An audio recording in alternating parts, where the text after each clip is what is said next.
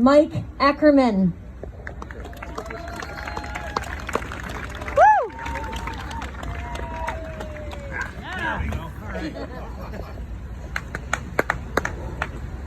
Yeah, doctor, take your own medicine. I just had a hip replacement operation not too long ago. So before I start with my prepared speech, I'd like to mention a couple of things. First off, I'm studying Chinese. I've been studying Chinese language, Mandarin, for about 10 years. Last night I was talking to my teacher who's in Xi'an, and she was frankly flabbergasted at what's going on in Canada. Yeah, she's frankly flabbergasted at what's going on in Canada, okay? I explained to her that we only have mRNA vaccine as our sole option in Nova Scotia. We don't have any other type of vaccine. We don't have purified protein derivative, live attenuated virus, or whole killed virus. We don't have it. We don't have recognition of natural immunity. We don't have recognition of vaccination done outside the country, right?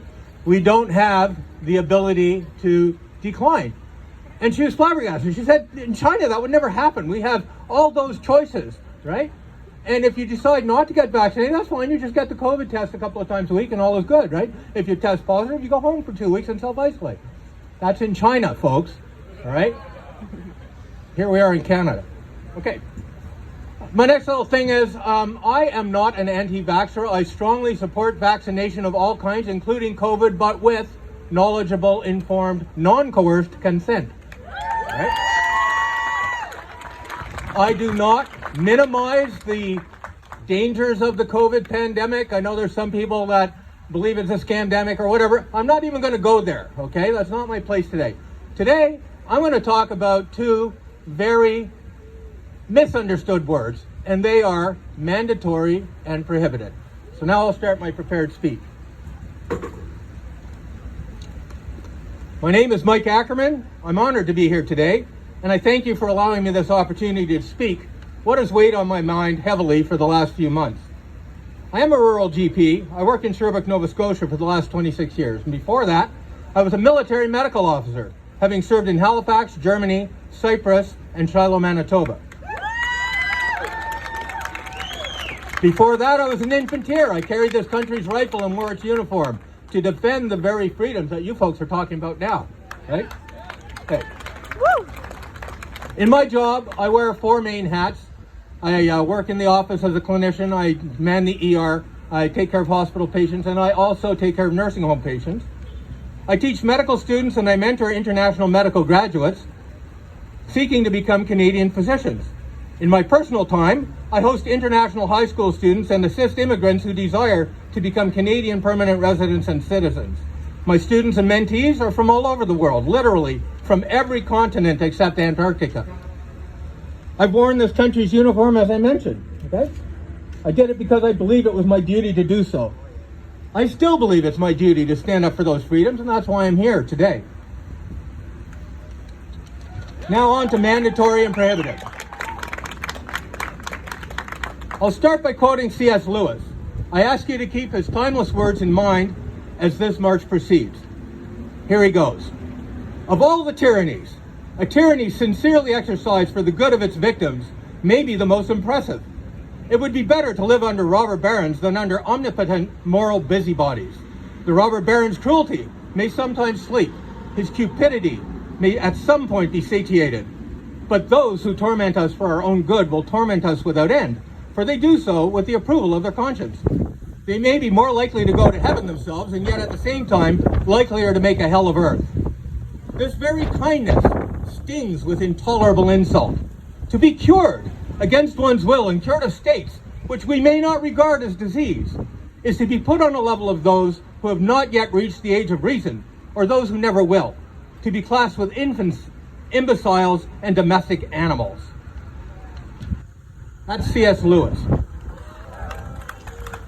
Now, mandatory and prohibited. These two words have been at the root of more human misery throughout the eons than any other. Before crying, there ought to be a law. People need to realize, paraphrasing Mao Zedong, that all laws are ultimately enforced at gunpoint. If you don't believe this, just try breaking one of them. Let's say riding your bicycle without a helmet. Oh, by the way, I strongly support the use of helmets while riding bicycles, okay? Right. Regardless that your actions pose no risk to any other person than yourself, you will set in motion a series of events of escalating violence that will ultimately lead to your compliance or to your death. The police, bless their hearts, will issue you a ticket. If you strongly believe in your right of self-determination and refuse to pay it, you'll get a summons to go to court. If you refuse to attend, well, then the big guys with the batons and the tasers and the guns will come to take you to court. And if you effectively refuse to be taken, you will be killed. Okay? I do strongly advise anyone riding a bicycle to wear a helmet because there is very strong evidence that doing so will markedly protect your brain from serious injury. And I wore helmets long before they were required by law. That's not the issue here. But I strongly and absolutely refuse to force someone at gunpoint to wear a helmet to protect their brain. I also advise anybody having encounters with law to de-escalate whenever possible, but nevertheless, this tenet of a law leading either to your compliance or your death still holds true for every single government-issued rule and regulation. So now ask yourself, what laws am I willing to see someone potentially killed to enforce? Laws against murder, rape, and assault? Yep, I think so. Laws against victimless activities like riding bicycles without helmets? Nah, not so much. Mandatory vaccination is in the gray zone somewhere. In this case, you must ask yourself, what is the legitimate function of honest government? Is it to keep us free or is it to keep us safe? Who gets to decide what is allowable risk? I can go mountain climbing bareheaded, risking being struck by a rock that falls from 100 meters above me, but I can't risk riding a bicycle bareheaded with a fall of 1 meter to the ground. The standards against which a proposed law must be tested should be twofold. Does the activity the law is intended to control pose a real, provable, sizable risk to someone other than the person doing the activity? And will more harm result if the law is improperly applied than good will result if it is properly applied? Those who think they know better than you how you should live your lives will trot out, but we have to pay for the medical costs of the person who brains himself in a bicycle fall, and it's for the better good, for the greater good. And to this I say we need to be treated as adults, not as children, imbeciles, or domestic livestock. Woo! They could put in exemptions in the medical insurance plan. After all, it started out as life as medical insurance, right? Okay? Just like there are in auto insurance and home insurance. I mean, I don't get to get paid out for my home insurance if I pour gasoline all over the house and sit there smoking, right? Okay? Similarly, there might be exceptions so that if I brain myself falling off a bicycle, they say, that's fine, but you get to pay for your neurosurgery, right? Things like that. I don't know. We must realize also that minority rights are an issue precisely because the majority will always trample the minority given the chance. The smallest and weakest minority is the individual. And since minority rights are to be protected, then the individual's rights must be most protected of all.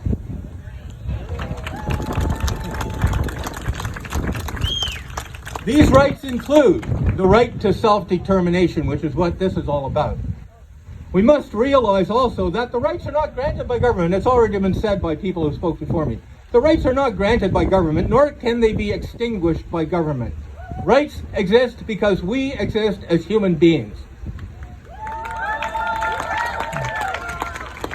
No law, no matter how passed or by whom, can ever negate them. Governments can only recognize and protect them if the government is legitimate, or try to oppress them when the government is not. It is also important to know the difference between true rights and perceived rights. True rights demand nothing of any other person, other than that they leave you alone. They are very few, and they all arise directly from the first right, the right to life. They include the right to life, plus our right to self-determination, our right to own and keep and use our personal property, and to pursue our own best possible life.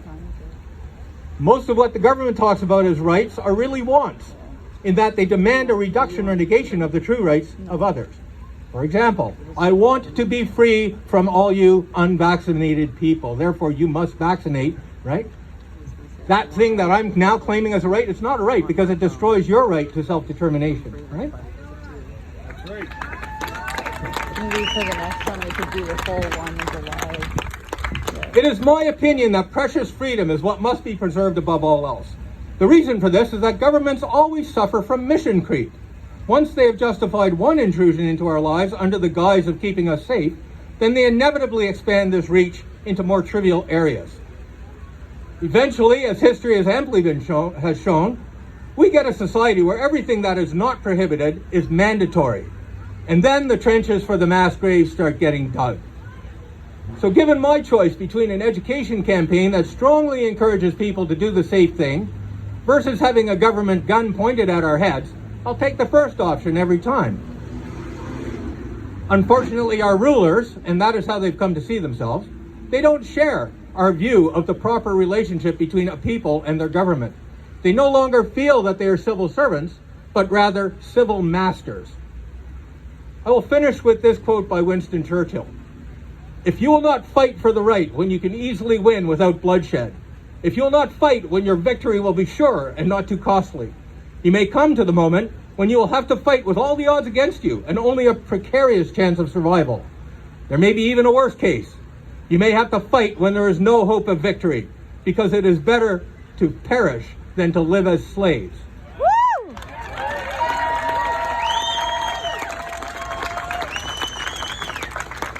I believe we are all here because we all still have hope we can return balance to the social contract by using words and reason. We are here because none of us wants to see history repeat itself. We don't want to see violence or hardship. We're here because we remember what we swear every November 11th never to forget. The price of freedom is eternal vigilance. Thank you.